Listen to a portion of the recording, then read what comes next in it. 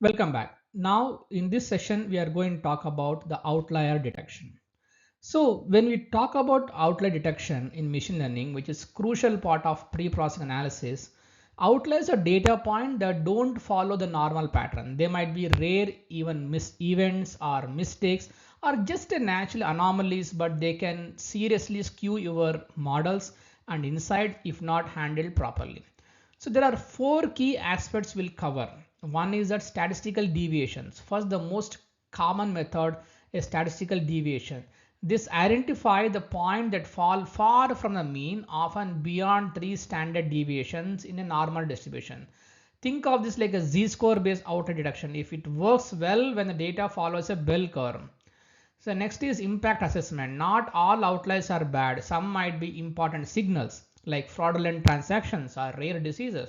So before removing them, we need to evaluate, is this an error or a meaningful rare event? Then we should think about handling techniques. Once we identify outliers, we have few options. Whether we can remove them or we can transform them or we can separately model them using some anomaly detection algorithms. So in some cases, we can also use some robust model that naturally handle outliers like decision trees or ensemble methods. So next also we have some visualization techniques like what discussed in box plots in the previous sessions or also scatter plots. So these steps are important to validate what our statistical tools are telling us. So in summary, outlier detection is not just about removing data, it's about understanding why the outlier is there in the first place, choosing the right detection method and selecting handling strategy that suits the use case. Now let's look at the z-score method for outlier detection, one of the most widely used techniques in statistics and machine learning. The z-score tells us how far away the data point is from the mean, measured in standard deviations. This is a perfect for data set that follow a normal distribution. So something like you are having a data point X, you are having a mean of your data, then you are having a sigma, which is standard deviation. The z-score is equal to x minus mu divided by standard deviation. So we subtract the mean value from our data value and divide the standard by standard deviation. This tells us how many standard deviation the value is away from the center. So a z-score of close to 0 means the value is very typical. And it gets further from 0, especially either beyond plus or 3 minus standard deviation, is what it becomes a bit suspicious for us, right? Then if it is greater than 3, you can flag them as a potential outlier, meaning it lies far outside the expected range in the distribution. So as shown in the chart on the left, you can visually see those points falling outside the shaded area. They are the one our model might flag them as anomalies. Another method to detect outlier is IQR method, a powerful way to detect outlier without assuming that your data follows a bell curve. So now you see in the previous z-score method, we have to assume that data is a bell shaped. If the data is skewed, the left or right skewed, it is not a bell shape, then the z-score method will not work. So that's where IQR helps. So what is IQR? It stands for interquartile range. It is a simple way to measure the spread of the middle 50% of your data. In other words, it tells us how wide the middle chunk of values is, the part that's not too low or not too high. The formula is straightforward. IQ is equal to Q3 minus Q1. That is the difference between the 75th percentile and 25th percentile. So now what are the quartiles? Think of quartiles as a way we divide sorted data into 4 equal parts. The Q1, which is a 25th percentile, which is means 25% of values fall below this point. Q2, which is 50th percentile, means this is a median, the middle value. Q3, 75th percentile, means 75% of values fall below this point. So the IQR sits between Q1 and Q3, where most of our data live. So as you can see in the diagram below, the IQR spans the middle of the data, and Q1, Q2, Q3 act as a clear breakpoints. This range gives us a stable view of the normal zone, and anything too far outside it can be considered as an outlier. So IQR is especially useful for skewed or non-normal data where z-score might fail. It is a foundation behind box plots and robust statistical summaries. Now that we understood the what is IQR and what are quartiles, and let's see how the IQR method help detect outliers in dataset. So we define boundaries beyond which values are considered as outliers. So what is the lower bound? We could say Q1 minus 1.5 into IQR. Upper bound is Q3 plus 1.5 into IQR. Again, this 1.5 is not a fixed number. You can actually increase it to 2.5 also, depending upon the type of data. If you see that this formula is making most of it at outliers, you can also increase 1.5 to 2 or 2.5. Also you can increase. This is not fixed value. So any data point that falls below the lower bound or above the upper bound is flagged as a potential outlier. So in the diagram below, you can see that the middle value fall between Q1 and Q3. That is a safe zone. Anything outside those lines shown as a red dots is treated as an outlier. So again, what is IQR? The biggest advantage of this method is it works even when data is skewed. Unlike z-score, it doesn't assume a normal distribution, making it more robust for things like a financial data or customer behavior or biological measurement. So when your data doesn't follow a bell curve, you have a long tail or heavy skew, IQR is often the better choice for flagging outliers. Next, before we get into how to handle the outliers, what are the steps involved, let's understand some few concepts like log 1p. And first we'll understand the simple analogy. Say you're trying to take a pictures of a buildings with your camera. So here is what buildings look like height, right? You are having building A, B, C, D, E. And then if you see building height is way bigger than other four buildings. So it doesn't really fit in your photo, right, which you are planned. You want to put all the photos next to each other and building is super tall, it doesn't fit into your camera or not in building. So all the smaller building looks tiny, right? So this is just like your data set. One value is way bigger than the rest of, so they distort everything. For example, if you're having a income level data of all the people in your city and Elon Musk happens to be in your city, obviously his income is way higher than rest of the income. So that's kind of really potential outlier. The solution, use log 1p. Think of log 1p as a magic, wide angle lens for your data. It does three things. It shrinks a huge building so they fit in the frame, and then keeps the smaller ones visible and lets everything fit together smoothly for better modeling. See, in real data, log 1p is used to transform features like income, transaction volume, or number of clicks where few extreme values would otherwise dominate. Now, continue with the previous example. Now we can see that in this example, we applied log 1px, which is equal to log 1 plus x for the building A, B, C, D, E. Now you can see the original height and then what is the height after log 1p. The heights are reduced substantially, but you still have the same magnitude. That means building E is way bigger than other four buildings, right? You are not still losing that how much the relative height of the building E compared to others, but still you shrink the values so that it can fit perfectly into your photo frame. Now let's talk about capping, a practical method for handling extreme values in your data without deleting them, right? So take the problem we were discussing in the previous example, like a big building. So most buildings are between 1 and 5 floors. Say, but suddenly there is a 100-floor skyscraper in the middle. It completely ruins your scene of scale and throws off the whole perspective, right? This is exactly what happens when one or two values in your data set are way larger than the rest, like in Elon Musk's salary in your city. They distort your model view of reality. The solution is capping. Capping solves this by setting a maximum threshold, like saying no building should be taller than 10 floors. In data terms, we replace anything beyond certain percentile, like 95th, with the cap value at that point. The result, the tallest values are still taller than others, but they don't dominate the whole data set anymore. You preserve the relative scale while controlling the outlier influence. This is a way to balance accuracy with stability, especially in features like income, transaction size, or asset values. This will help you to cap a certain percentile so that they don't really dominate your data set. Now let's see what are the step-by-step involved in the handling outliers. Step number 1 is identifying highly skewed features. We start by calculating the skewness of all numerical features. Features in absolute skewness of greater than 1.0 were considered significantly skewed. We then separate them into either right skewed or left skewed then we can treat them accordingly. Then we apply log 1p transformation. For right skewed features, we apply the log 1p transformation. It safely compresses large values while keeping small values distinguishable from the rest. Right. Next is that detect outliers after transformation. With more normalized data, we applied both a z-score for roughly normal features, IQR method for non-normal ones. So this dual method approaches gives us more accurate and fair outlier detection. So if you know that your particular data set that feature is normally distributed, use z-score. If you know that that method is not normally distributed, use IQR. How do we know something is normally distributed or not?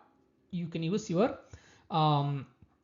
something like histograms or KDE plots will tell us whether there is the distribution of the data. So based on distribution of the data, you can know that whether you want to apply z-score or you want to apply IQR method. Right. Next, step 4, we decide on the handling strategy. So we evaluated the impact of removal versus capping. Right. We can evaluate whether we need to remove them or we need to cap them. So how much data would be lost? For example, you are having something like 90, something like 10,000 rows of data is there, and if you start handling all the outliers, you might lose 80% of your data. Does you really want to lose that much of data? Then you don't have much data to train your models. Then you might think of capping them instead of actually removing them fully. So based on these insights, we have to pick up a right strategy per feature. Then you can also step 5 apply the capping. As I told, rather than deleting all the rows, we applied whether 1 to 19 percentile capping or so. That means what is this helping is this will help us to keep the full data set intact while softening the effect of extreme outliers. Next, most important thing, we have to document all these transformations. So logs, we need to create a log, which one was capped, which one is transformed, or which one is untouched. So then we need to, once we do all these things, we need to compute the skewness scores before and after. So outliers count can be per method. So this ensures that pre-processing is fully reproducible and also explainable, which is very important thing. So now let's open our Jupyter notebook again. So this time we will go through all the step by step. And again, this is standard again. We need to import all our libraries, pandas and everything. One that is done. Next, we do the same thing again, right? We need to reload our data set. So to get some data overview, again, total rows are this, total columns are, memory usage, target values, bankruptcy this much. So total features are 95 are there. So no missing. This is our initial analysis. Now let's step number 1. What is step number 1 is identifying the skewness of our features. So run this, we will compute the skewness and kurtosis for all our data, and then we will identify top 15 most skewed features here. So let's run this cell. So now we can see that. So the total features are 95. We applied any skewness greater than 1.0. So we are having hopping 81 features are there. That means we need to see how much pre-processing required for this data set before we can use a model, right? So and we are having 61 features which are rightly skewed, and we are having 20 which is left skewed, and then we are having only 14 which is normal or low skew features. Next, we'll apply log 1p transformation on these values so that we'll see whether any changes in the skewness, because once we remove them, we cap the values, once we convert them so that all the large values could be scaled down. So now we could see that we applied log fee on 61 features. So 61, so you can see that some top skewness improvement fixed assets. So before it was 82, now it has come to 55. That means there is a 27% reduction in the skewness, 27.43 reduction in the skewness. So next, now we applied log 1p transformation on the features, and then that reduced the skewness in all the features. Now we'll go ahead with our detecting outliers. So detect outliers, we have got two methods. One is z-score, one is IQR, right? So we need to use one of the method to transfer. In z-score is very simple. You compute the, as I told, it's a data point minus mu divided by the standard deviation. In case of IQR, you can use, for example, you can see here I'm using 2.5, not using 1.5. Okay, because I know that there are a lot of the data. They have so many outliers. If I keep 1.5, I will end up with having so many values falling within that range. So I'm actually trying to increase my value from 1.5 instead of 2.5 instead of 1.5. Now let me run this cell. Now you can see that with z-score method, it detected total outlier instead of 4,449, and then there are 1,727 are actually the unique rows with outliers. With the IQR method, it detected around 5,674 rows as a with outliers. So features with outliers 84 by 95. I think both of them detected almost same number of features, but you can see that z-score method detected less number of features outliers, but IQR method is more sensitive. We detected almost like 5,674 outliers in the data. Now we need a, so what did we do so far? We first saw the skewness. We applied a log1 feed transformation that reduces skewness to some extent. Then we found how many outliers are there using both interquartile range method and z-score method. Now we need to figure out a way to handle this outlier.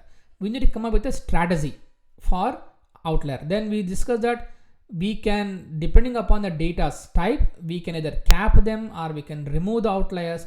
So now we'll see, like, if we apply which of each option, what is the result is going to be. If I apply the removal outlier option 1, keep all data is option 2, we are trying to compare these two options, and if I, depending upon the which option, how my data set is going to look like. So we are going to compare that. So now you can see,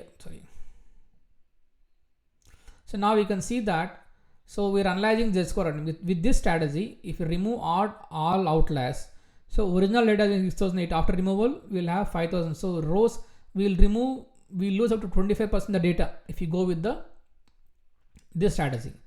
And then if you keep all data, then we'll have all 6.81 rows will be there, right? And then we'll also see the class distribution impact in original bankruptcy in z-score method. If you go with the outer and in the method, original bankruptcy is around 3.20%. After removal, we are having around 2.5%. So change of minus 0.69, very minute. So basically what we're saying is that with this data, if you remove the outliers altogether, so we are having a almost like 25.3% removal. So we might consider using a capping instead of removing the outliers.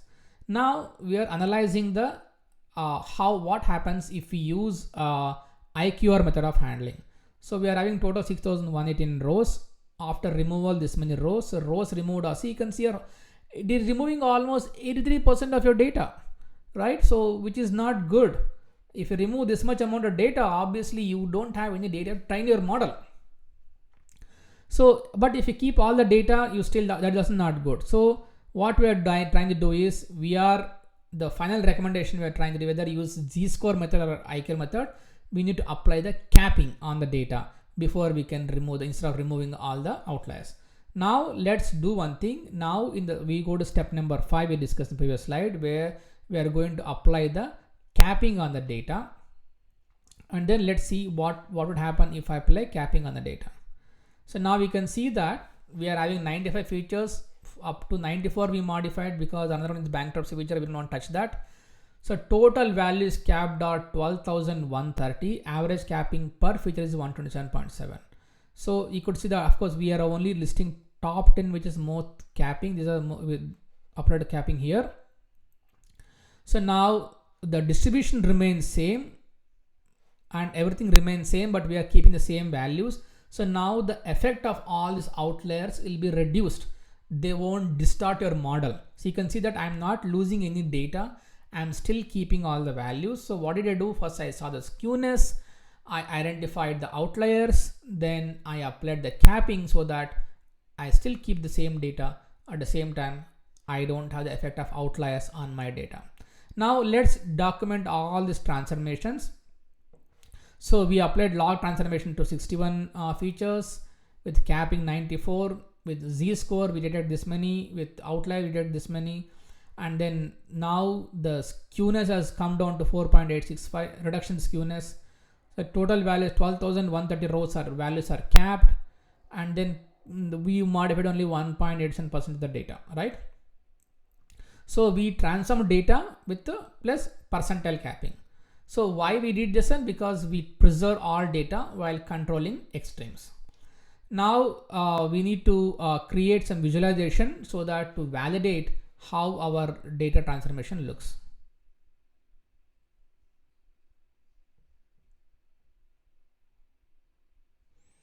Now this is the visualization. You can see that the original data is like this, and you can see that log transformed data. You can see that the skewness has reduced little bit here, but and also most important thing is that we'll see the skewness reduction in the original. You can see that how much skewness has reduced in few places. It got reduced after log transformation. I think in some cases it has not reduced significantly. So this is outlier detected in the z-score method versus IQR method, and we can see the data set remains same. We are not losing any data set. So wherever we have applied the skewness, there the transformation has got wherever we applied the log IP transformation, there the skewness got reduced. Right now what we should do is, now we need to save this data. Now we have handled these outliers, and then we'll be using the same data set for future like something like a class imbalance, or even doing the feature reduction. We'll use the same data set. So now what we should do is we have to export this data to another one. So we are asking whether export all data features.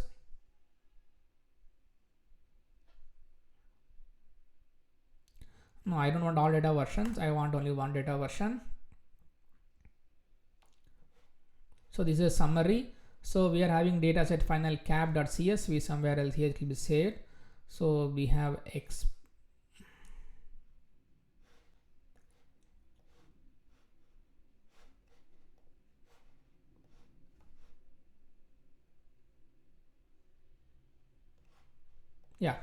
so this is the final capped one data set. Now we can see that all the values which we had previously, they are all capped, they are all actually being removed. So this is about the outliers. In fact, of course, this notebooks I'm going to upload in the GitHub repo. You can also download them and go through them one by one, the code and everything. So you can see that how the effect of removing outliers.